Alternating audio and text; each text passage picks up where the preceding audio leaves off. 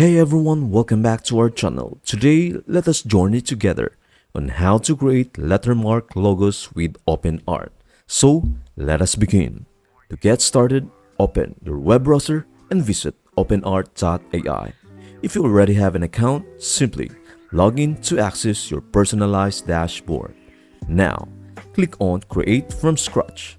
On the left side of the screen, you'll find a prompt field where your lettermark logo ideas come to life. For instance, imagine creating a design lettermark logo for a healthcare organization using a clean and minimalist font to convey a sense of clarity and trustworthiness. You can even add a unique twist using a negative prompt. Once your prompt is set, just click Create. Now, behold the magic of OpenArt in action. And lo and behold, your lettermark logo is complete. Click on the image to explore its intricate details.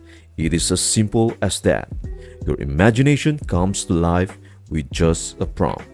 Dive into a world of limitless creativity and craft distinctive lettermark logos with OpenArt. I hope this video helps you out. Thank you for watching and see you in the next video.